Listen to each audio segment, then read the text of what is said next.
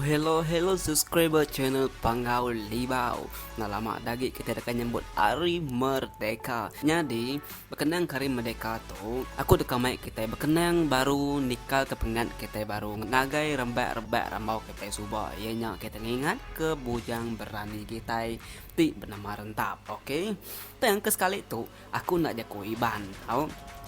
Laban dikira-kira aku start ku ngagak video subak sampai dia tu cukup mayuh peminta subscriber ngasuh ku ngagak video berkaul ngau Rentap.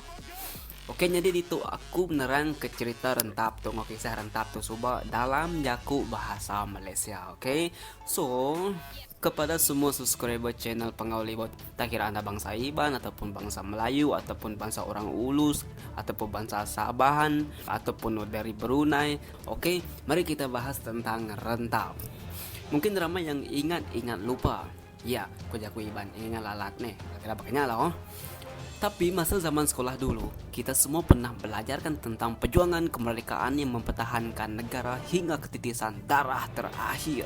Salah seorang darinya yang jadi kebanggaan orang Sarawak ialah Rentap, pejuang Iban yang melawan keterjemahan British. Pejuang Iban yang melawan kekejaman British. Bersempena bola kemerdekaan ini, admin akan senaraikan beberapa sebab mengapa Rentap ialah pejuang Sarawak yang paling digeruni dan ditakuti Raja Putih, Brok.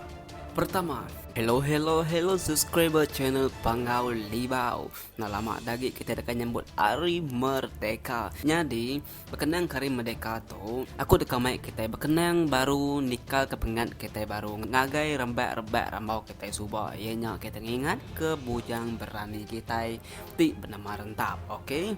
Yang kesekali tu aku nak jago Iban. Laban dikira-kira aku start ku ngagak video subak sampai dia tu cukup mayuh peminta subscriber ngasuh ku ngagak video berkaul ngau Rentap. Okey, jadi itu aku beneran ke cerita Rentap tu, kisah Rentap tu subak dalam jaku bahasa Malaysia. Okey. So, kepada semua subscriber channel Panggaul Libau, tak kira anda bangsa Iban ataupun bangsa Melayu ataupun bangsa orang Ulus ataupun bangsa Sabahan ataupun dari Brunei. Okey, mari kita bahas tentang Rentap. Mungkin ramai yang ingat lupa. Ya, aku jago Iban, ingat lalat nih. Kira pakainya lah. Tapi masa zaman sekolah dulu, kita semua pernah belajarkan tentang perjuangan kemerdekaan yang mempertahankan negara hingga ketitisan darah terakhir. Salah seorang darinya yang jadi kebanggaan orang Sarawak ialah Rentap, pejuang Iban yang melawan keterjemahan British. Pejuang Iban yang melawan kekejaman British. Bersempena bola kemerdekaan ini, admin akan senaraikan beberapa sebab mengapa Rentap ialah pejuang Sarawak yang paling digeruni dan ditakuti Raja Putih, Brok. Pertama, hello subscribe. Perjuangan Dayak ataupun Iban ini pada asalnya yang bernama Libau, anak Ningkan, dan mendapat gelaran Rentap apabila dia memenggal kepala musuh yang pertama. Selain panggilan Rentap, beliau juga dipanggil Raja Darat dan merupakan pemimpin orang Iban di Sungai Sekerang dan Sungai Seribas. Penjajahan Brok yang menjadi raja di Sarawak membuatkan Rentap tidak puas hati dan menggelar pemerintah itu sebagai lanun.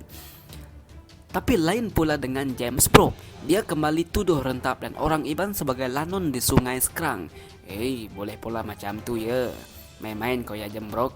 Marah dengan tindakan Brok seperti merampas tanah orang Iban dan memaksa orang Sarawak membayar pelbagai cukai, beliau akhirnya merancang untuk menyerang raja di kubu British dekat Sungai Sekerang pada 19 Ogos tahun 1844.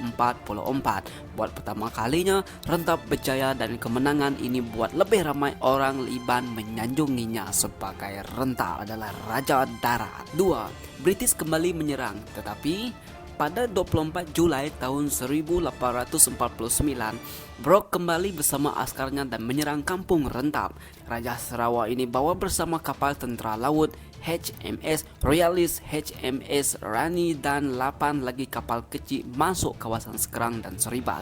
Kemudian pada 31 Julai tahun 1849, perang terbesar di Sarawak tercetus dan membunuh lebih kurang 500 ahli Rentap. Namun kejayaan tetap berpihak kepada Rentap sebab dia berjaya melindungi orang penting dalam kampungnya.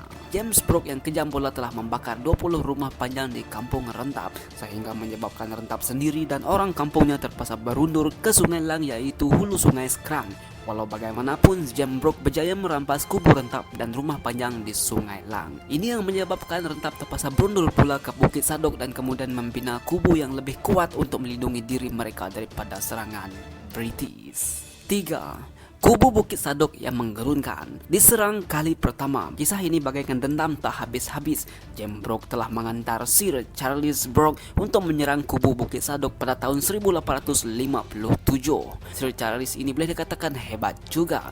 Dia berjaya meyakinkan 3.000 orang Iban dan 500 orang Melayu untuk ikut menentang di kubu Bukit Sadok. Tetapi semuanya macam sia-sia sebab kubu ini memang tak dapat dikalahkan. Bukan itu saja, British juga gagal capai kejayaan sebab meriam bernama Bujang Timpang Berang digunakan untuk pertahankan kubu itu. Serangan kedua, masih tak putus asa untuk kalahkan Rentap. Charles Brooke cuba untuk serang Bukit Sadok sekali lagi pada Ogos tahun 1858. Bagaimanapun, Charles Brooke dan akarnya masih tak mampu sebab kubu ini memang telah dibina dengan ciri-ciri keselamatan yang hebat. Merasakan ini bukan masa yang terbaik, Charles Brooke dan askar-askarnya terpaksa berundur. Dan Raja Darat ataupun Rentap sempat berkata, bawalah semua meriam dari Eropah sekalipun kami tidak akan takut dan gendar dengan kamu orang Eropah. Balai-balai orang Eropah yang gerun dengan dia kan. Ambil kau.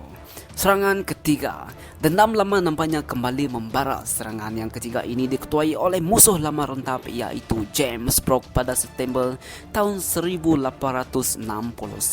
Dalam peperangan ini, Rentap dan pelawannya telah diserang dalam jarak yang dekat menggunakan pistol 6 pounder dan sebuah meriam yang dipanggil Bujang Sadok. Semasa pertempuran itu, kedua-dua belah pihak saling berbalas tembakan meriam dan lebih sebulan barulah pihak British dapat tawan Bukit Sadok. 4. Akhir hayat Rentap. Lepas kekalahan mengejut di Bukit Sadok, Rentap dan orang-orangnya berundur ke Bukit Lanjak yang kini dikenali sebagai Entabai. Mereka coba merancang untuk menyerang hendak British lagi, tetapi perjuangan Rentap berakhir apabila dia meninggal dunia pada usia 70 tahun.